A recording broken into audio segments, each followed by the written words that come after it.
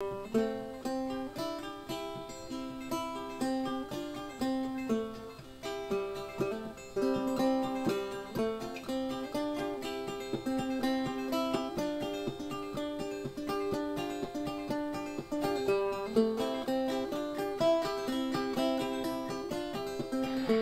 I thought before I went any further I would just set it up and put a door on it and try to get a rough idea of what it's going to look like. This big cutting block is actually, we're thinking, going to sit right there.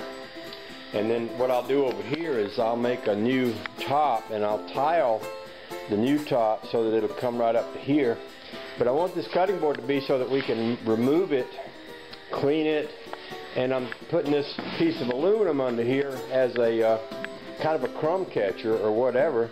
Like anything, if we're cutting anything and it runs down off the side of the cutting board, if I've got this here, I can move it out of the way and then we can clean that and then put it back. And I can bring the tiled what am I trying to say, top of this thing all the way around here so that this literally fits right into place, and my backsplash will be standing up right here so that the cutting board can sit there and my whole rest of my countertop is all going to be there, but the cutting board kind of fits right into it.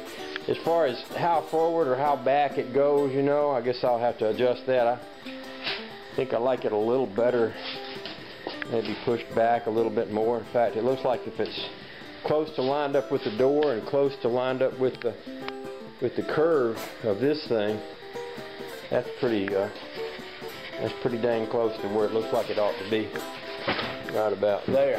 So it's always good to look at a project while you're working on it to get a sense of how things are going. I think that Coca-Cola sign on the end of it is just going to look honking. I'm not going to obsess over trying to make that perfect. I'll probably slap another, well, I'll probably sand that a little bit and slap another coat of that stuff. Although, you know, I don't need much, but I'll run a little bit down the back side of this here like I did on the front side, and then we'll come back and hit it with sandpaper, and then we're going to sling some paint on it. I had this idea, I was talking to, I think it was Harry Farber, a guy in England. Somebody mentioned high velocity primer, which is basically a really thick primer that you can spray on there and then kind of wet sand it down, and it helps you to fill in the gaps and everything. And he was saying that's basically just primer with talcum powder in it, and I had a thought of mixing me up some primer or some paint with some talcum powder in it and putting it on there, brushing it on there, letting it dry, come back and lightly sanding it and see how it would do.